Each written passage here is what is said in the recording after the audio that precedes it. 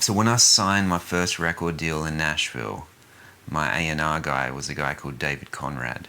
And David was a legendary hard ass in the business, you know. And even before I first met him, going into the meeting, when I first played him some of my music, you know, my producer was like, this may not go well, you know. This guy is like legendary hard ass guy, you know. And I was like, oh, okay, great. We go into his office, and David had just transitioned out of publishing into A&R. Played him some of my music, and he loved it, you know. And I saw a guitar sitting in his office, and he was like, you played all the guitar on this stuff? I was like, yeah, I play all my own solos, you know, like I wanted to when I was a kid. And he was like, wow. He was like, play me something. So I picked up his guitar, and I played him this Chet style instrumental of it was actually a thing Tommy Emmanuel figured out how to play, called Blue Moon. And I had learned about Chet through Tommy Emmanuel, which every Australian guitar player discovered so many other guitar players through Tommy. And I played it, and he was like, do you like Chet Atkins? And I was like, oh yeah, I love Chet Atkins.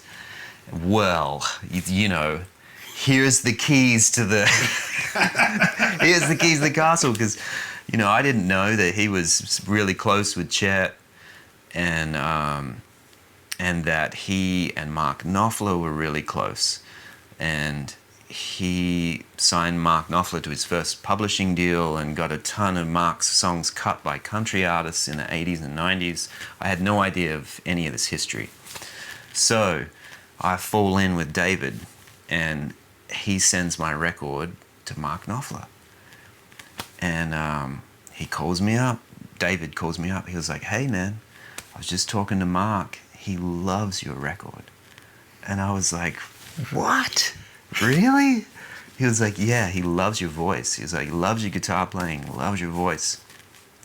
And he said if you're ever in his neck of the woods, he would love to sit down and maybe try to write a song with you. You know, so I'm like, what? Okay. Like, when's that gonna happen? So I kind of kept that in the back of my mind, and about 6 months later, I decided I'd been like rolling around in the van with the boys, opening up for all kinds of different people, and, you know, I was just kind of ragged after crazy driving and shows, and I was like, I'm gonna get out of town for a minute, you know, and I'm just gonna go to London for a week, see what happens, you know. So I mentioned to my manager, I'm going to go to London. She was like, why don't you just go to Gatlinburg or something? Like, you want to get out of town, why do you have to go all the way to London? You know, and I was like, I don't know. So I bought a ticket, and I was dating this girl from LA at the time. And it's a bit foggy, but what I remember is I had told my manager I was going to London, and then I told David, and he brought up the Mark thing. Well, maybe if Mark's around, you know, you guys could get together. And you know, in my mind, I'm like, oh, that would be such a long shot, you know, like, it's probably not going to happen. So I had processed it that way and moved on, because it just seemed like an impossibility. So I flew over there, and I told this girl from LA, I was like, I'm going to London for a week, you know. What are you doing? She said, well, I don't know. I want to come to London for a week too. So she flew over there, and this was before, like, you know, Wi-Fi and cell phone in your rooms, and like, this is like early 2000s. And so you had to go to the internet cafe around the corner to go check your email. So, you know, I'd gotten there, and I was so jet lagged that I never got the right side up the whole trip. You know, like, I was waking up at like 2 in the afternoon and then going to bed at like 3 in the morning, whatever. So I checked my email the first day, and not much to report, you know, and so I just thought, I'm going away for a week. I don't need to check my emails every day, you know. I'm just going to have a good time, and this girl was over here with me.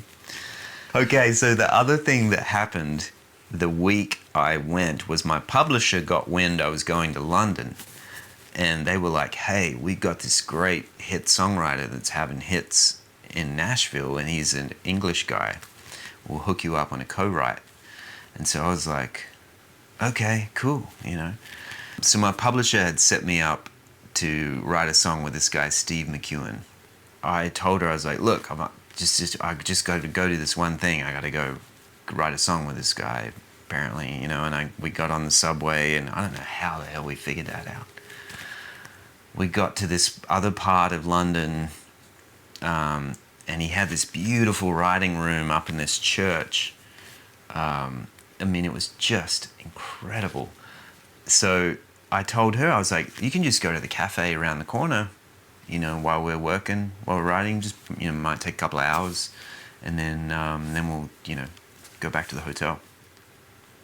Well, it happened to be pouring rain in London that day, and she was like, I'll just come up with you for a little bit, and then, you know, and then I'll go around the corner to the cafe. Okay.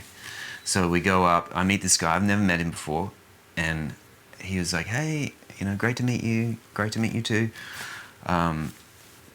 This is my friend, she's just gonna hang out for a bit, and then she's gonna go get a coffee, and, you know, let's work on a song. Great. So we get a song started, and I notice that she hasn't left yet, and she's just sort of sitting over there, and I'm like, what do I do in this situation? And I didn't really know, but I was very uncomfortable. So we start writing this song, and then I hear this voice over my shoulder start to pipe up with, you know, where to go next with the song, like a line for the song, and I was like,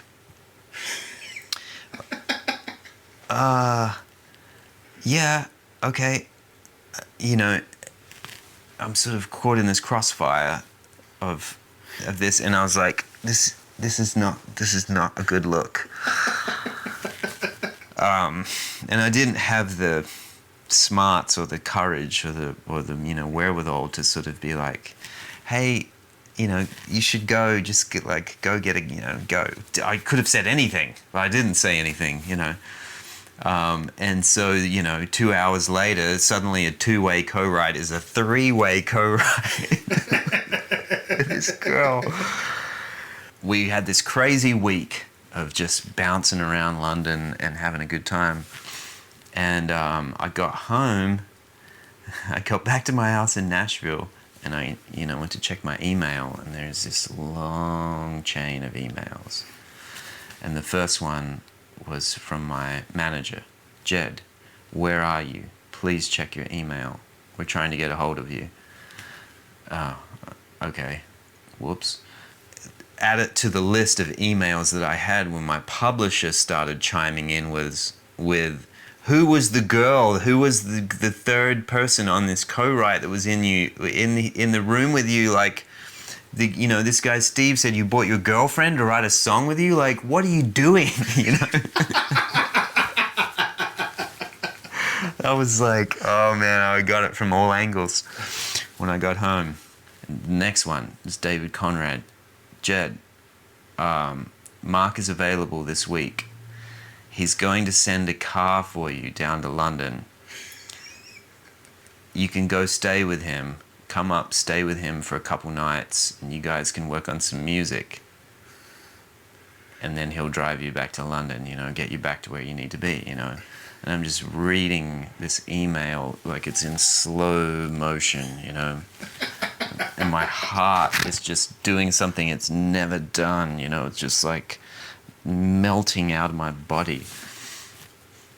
I just sat there, and I'm pretty sure I cried, you know. I definitely gutted, absolutely gutted by the fact that I had missed this opportunity, you know, like.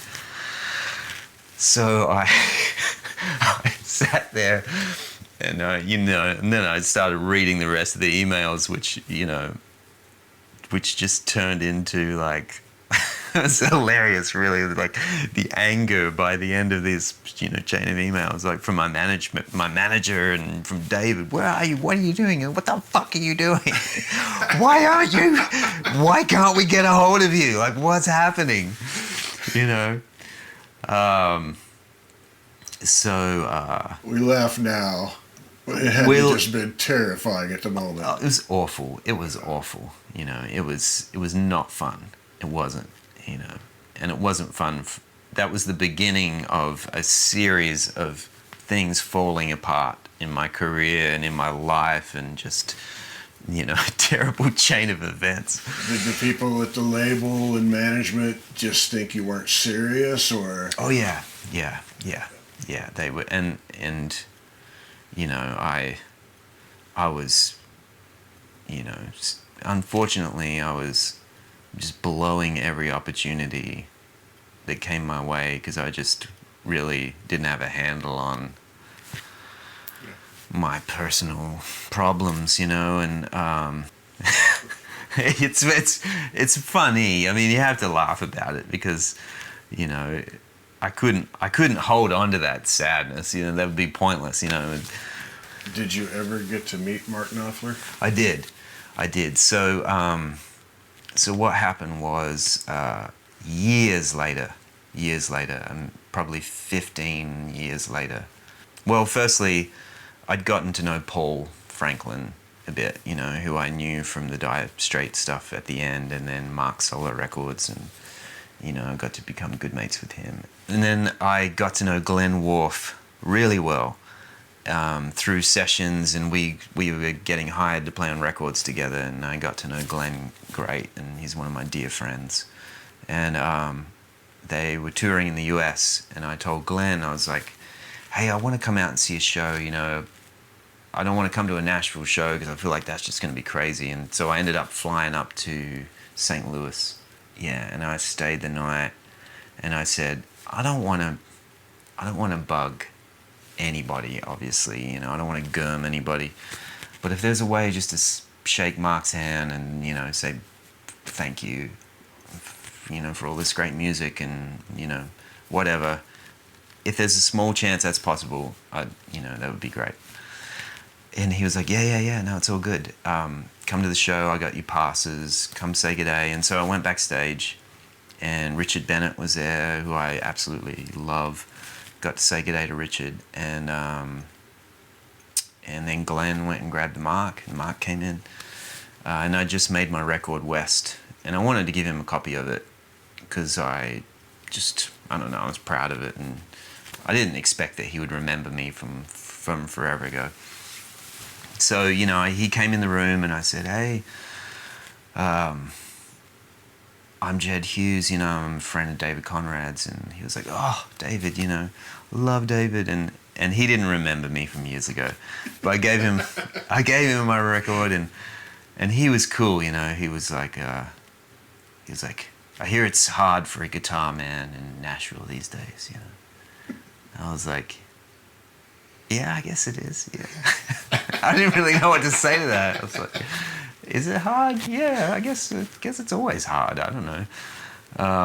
And he was cool, but I got to shake his hand and see the show. It was incredible, and that was my sort of Mark Knopfler miss, or hit and miss, however you want to look at that, I guess. Well, the one record that really got into my DNA was Shangri-La, because I was touring at the time that record came out, and things weren't going great for me personally, and I found a lot of comfort and inspiration in the writing on that record, the songs and the storytelling, because I had sort of gotten off into other things, and it kind of pulled me back into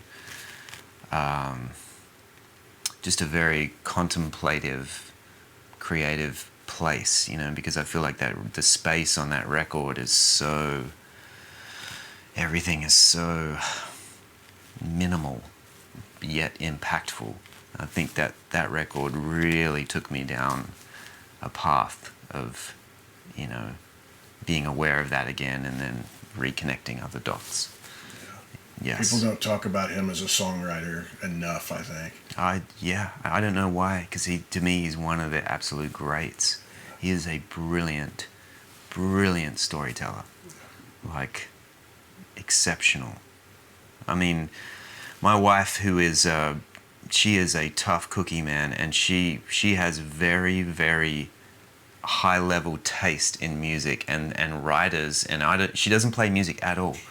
Cannot play music, doesn't have any interest in any of that, but for some odd reason she knows great music. She's a massive Leonard Cohen fan, and she knows great songs. And the first time I played her Romeo and Juliet, she was like, "Oh my God, what is this? This is brilliant." And I was like, "Oh, it's Mark Knopfler. He's incredible."